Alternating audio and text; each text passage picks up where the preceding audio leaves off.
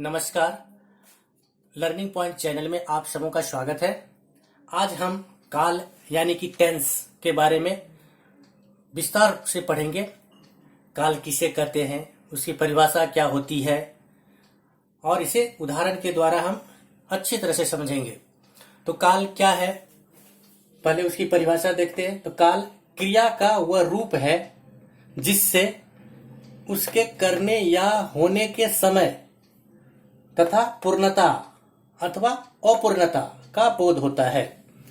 मतलब काल क्या है, तो यह क्रिया का ही वह रूप है जिसके करने या होने से उसकी समय और उसकी पूर्णता अथवा अपूर्णता का बोध होता है।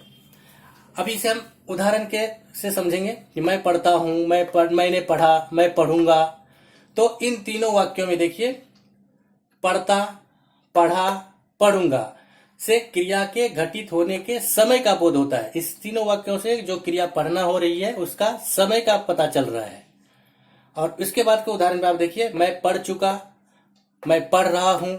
तो इन दोनों वाक्यों में पढ़ चुका, पढ़ रहा हूं से क्रिया के घटित होने की पूर्णता, जैसे पहले वाक्य में पढ़ चुका हूं तो इसमें क्रिया पूर्ण हो चुकी है, पढ़ाई की क्रिया। और इसमें पढ़ रहा हूं, इसमें अपूर्ण है क्योंकि अभी पढ़ाई चालू है, कंटिन्यूअस है। तो इस तरह से इसकी परिभाषा जो हुई, यह हो गया कि क्रिया का वह रूप जो है काल कहलाता है जिससे उसके करने या होने के समय तथा उसकी पूर्णता और अपूर्णता का बोध होता है। अब हम देखते हैं काल के कितने भेद हैं। तो काल के 3 भेद हैं: वर्तमान काल, भूतकाल, भविष्यत काल। और फिर वर्तमान काल के भी 3 भेद हैं। पहला सामान्य वर्तमान काल, दूसरा तात्कालिक वर्तमान और तीसरा संदिग्ध वर्तमान। और भूतकाल के 6 भेद हैं। पहला सामान्य भूत, दूसरा आसन्न भूत, तीसरा पूर्ण भूत, चौथा अपूर्ण भूत, पांचवा संदिग्ध भूत और छठा हेतु मदभूत। उसी तरह भविष्यत काल, तो भविष्यत काल के 3 भेद हैं। पहला सामान्य भविष्यत, दूसरा संभाव्य भविष्यत और तीसरा हेतु मद भविष्यत। अब ये तीनों कालों के, वर्तमान काल, भूतकाल, भविष्यत काल, इन तीनों कालों के प्रकार जो है और इसकी परिभाषा उदाहरण के साथ हम अलग अलग विस्तार से पढ़ते हैं। अब हम सबसे पहले वर्तमान काल के बारे में पढ़ते हैं। वर्तमान काल किसे कहते हैं? तो वर्तमान काल क्रिया का वह रूप है जिससे बीत रहे, जो वर्तमान में बीत रहे समय में किसी क्रिया के होने का ज्ञान हो। जैसे राम खाता है, तुम जा रहे हो। अब इस वर्तमान काल को भी हम लोगों ने 3 भागों में बांटा है। तो वो किस दृष्टि से? तो अवस्था की दृष्टि से। तो अवस्था की दृष्टि से वर्तमान काल को भी 3 भागों में बांटा गया है, जिसमें से पहला है सामान्य वर्तमान, दूसरा तात्कालिक वर्तमान और तीसरा संदिग्ध वर्तमान। तो सामान्य वर्तमान किसे कहते हैं? तो सामान्य वर्तमान काल का वह रूप है, या वर्तमान काल का वह रूप है जिससे किसी क्रिया के वर्तमान काल में होने की सामान्य अवस्था का ज्ञान होता है। जैसे राम पढ़ता है, मैं खाता हूं इत्यादि। इन वाक्यों में आए पढ़ता है, खाता है या खाता हूं से पढ़ने और खाने की क्रिया के वर्तमान काल में होने की सूचना अवश्य मिलती है, परंतु वर्तमान की किसी विशेष अवस्था का ज्ञान नहीं होता है। अच्छा, अब दूसरा देखते हैं तत्कालिक वर्तमान। तो तत्कालिक वर्तमान काल किसे कहते हैं? तो तत्कालिक वर्तमान काल ये कौन से काल में कहलाता है? तो वर्तमान काल के जिस रूप से यह ज्ञात हो कि क्रिया चल रही है, मतलब क्रिया अभी चालू है, उसे तत्कालिक वर्तमान कहते हैं। जैसे तुम कहां जा रहे हो, तो इसमें जो है जा रहे हो से ज्ञात होता है, तुम कहां जा रहे हो सर, जा रहे हो से ज्ञात होता है कि जिस व्यक्ति से प्रश्न किया जा रहा है उसके जाने की क्रिया चल रही है। अब वर्तमान काल का तीसरा जो प्रकार है संदिग्ध वर्तमान, जिस काल से क्रिया के वर्तमान काल में होने में संदेह मालूम पड़ता हो, अर्थात क्रिया हो रही है या नहीं, यह संदेह बना रहे, उसे संदिग्ध वर्तमान कहते हैं। जैसे वह खा रहा होगा, श्याम आता होगा, तो यहाँ खाना और आना क्रिया की सिद्धि में संदेह मालूम पड़ता है कि क्रिया सचमुच में हो रही है या नहीं हो रही है, ये संदेह बरकरार रहती है। तो ऐसे वर्तमान काल को हम संदिग्ध वर्तमान काल कहते हैं। अब हम भूतकाल के बारे में पढ़ते हैं। तो भूतकाल की परिभाषा क्या है? तो भूतकाल क्रिया का वह रूप है जिससे बीते हुए समय भूतकाल में क्रिया के होने का ज्ञान हो। यानी कि कहने का मतलब है कि जो समय बीत गया है उस समय में कोई क्रिया होती है तो वो भूतकाल कहलाता है। जैसे राम ने खाया है या खाया था आदि, तो यहाँ पर खाया, खाया है आदि खाना क्रिया के भूतकाल के रूप है, क्योंकि इनसे खाने की क्रिया के भूतकाल में होने की सूचना मिलती है। यानी कि खाया या खाया है या खाया था, ये भूतकाल में ये क्रिया हो चुकी है। अभी हम भूतकाल के भेद के बारे में जानते हैं। तो भूतकाल के 6 भेद हैं।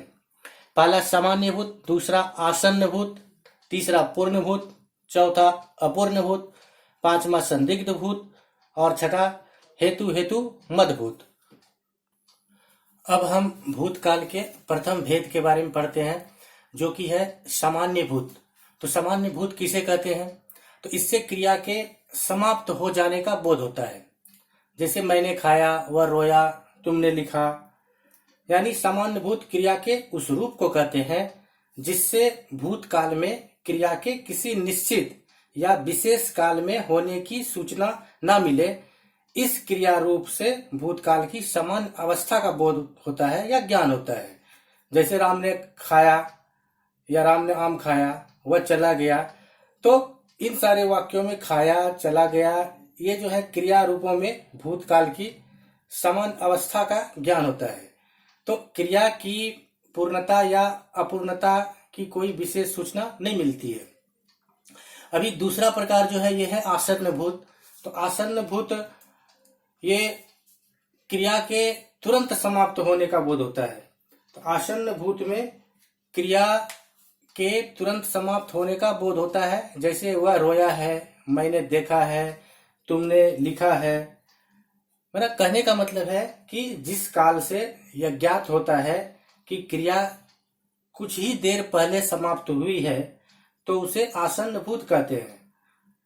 जैसे उसने खाया है, उसने देखा है या उसने लिखा है, तो ये सारे आसन्न भूत के उदाहरण हैं। अभी तीसरा है पूर्ण भूत। तो पूर्ण भूत क्या है? तो इससे क्रिया की पूर्ण समाप्ति का बोध होता है। जैसे मैंने देखा था, उसने लिखा था, वह रोया था। यानी कि आप ऐसे भी बोल सकते हैं कि जिस काल से यह ज्ञात हो कि क्रिया बहुत पहले समाप्त हो गई है, उसे पूर्ण भूत कहते हैं।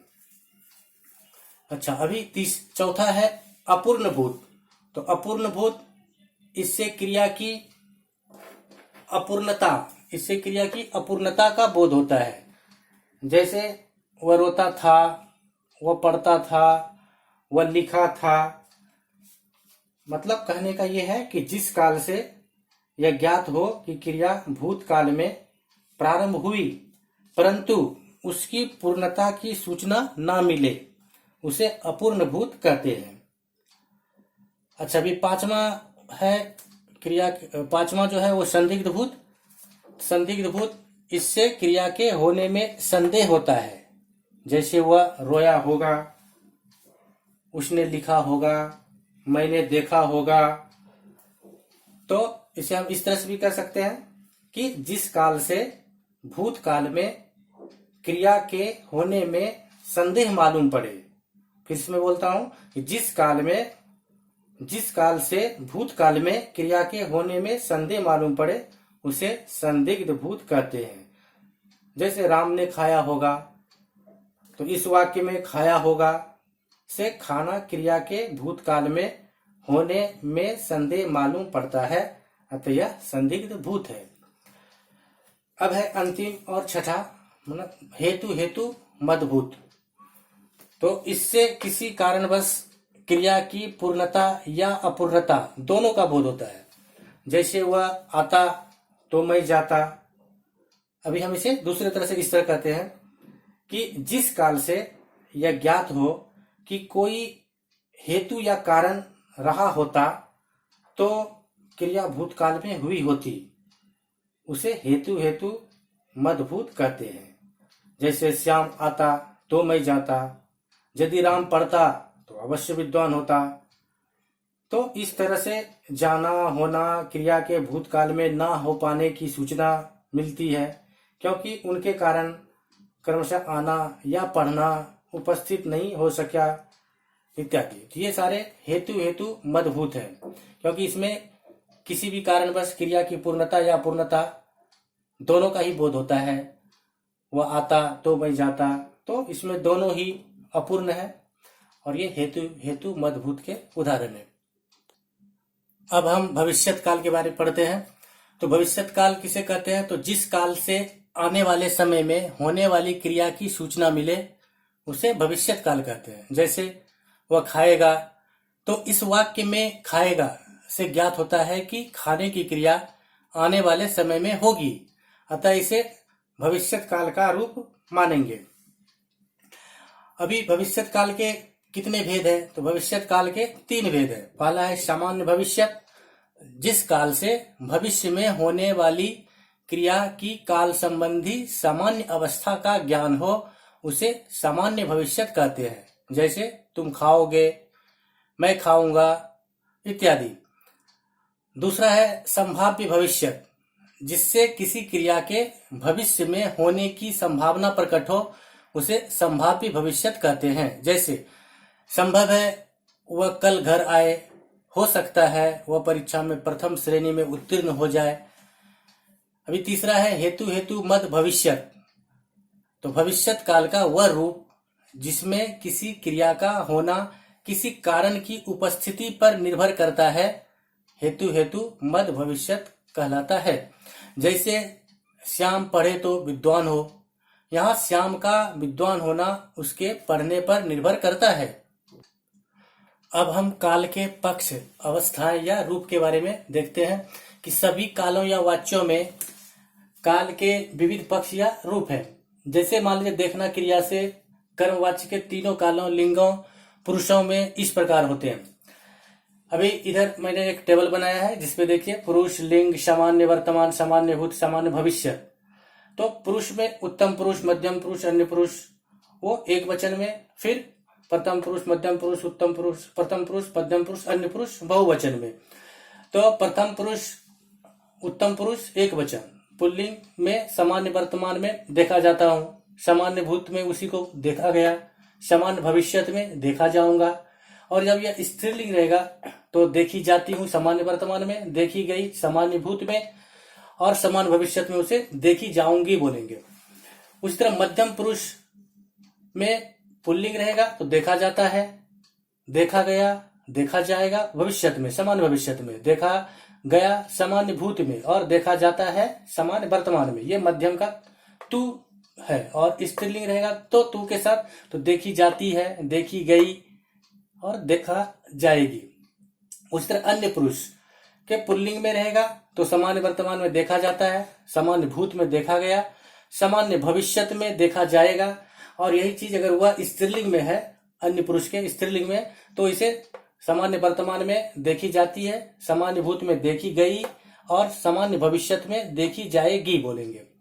अब ये सभी के एक वचन को अब बहुवचन में देखते हैं कि उत्तम पुरुष का मैं का बहुवचन हम हुआ, उसका पुल्लिंग में सामान्य वर्तमान में देखे जाते हैं, सामान्य भूत में देखे गए और सामान्य भविष्य में देखे जाएंगे। उसी का स्त्रीलिंग अगर रहेगा उत्तम पुरुष बहुवचन हम के साथ, तो देखी जाती है, देखी गई और देखी जाएंगी क्रमशः, मतलब वर्तमान, सामान्य भूत और सामान्य भविष्य के लिए। अब उसका मध्यम पुरुष मतलब तुम, इसका पुल्लिंग के साथ सामान्य वर्तमान में देखे जाते हो, सामान्य भूत में देखे गए, सामान्य भविष्य में देखे जाओगे। और तुम मध्यम पुरुष में स्त्रीलिंग अगर रहेगा तो सामान्य वर्तमान में देखी जाती हो, सामान्य भूत में देखी गई और सामान्य भविष्यत में देखी जाओगी। अब इसका अन्य पुरुष का बहुवचन, मतलब वह था तो इसका बहुवचन वे का पुल्लिंग में सामान्य वर्तमान में देखे जाते हैं, सामान्य भूत रहेगा तो देखे गए और सामान्य भविष्यत रहेगा तो देखे जाएंगे। और वे का स्त्रीलिंग के साथ अगर रहेगा तो सामान्य वर्तमान में उसे देखी जाती हैं, सामान्य भूत में देखी गई और सामान्य भविष्यत में देखी जाएंगी। तो इस तरह से हमारा काल जो था ये सभी पूर्ण रूपेण हो गया। अब हम मिलते हैं अगले वीडियो में। हमारे इस चैनल को आप लाइक करें, सब्सक्राइब करें और बेल आइकन को दबाना ना भूलें। जय हिंद, जय भारत, धन्यवाद।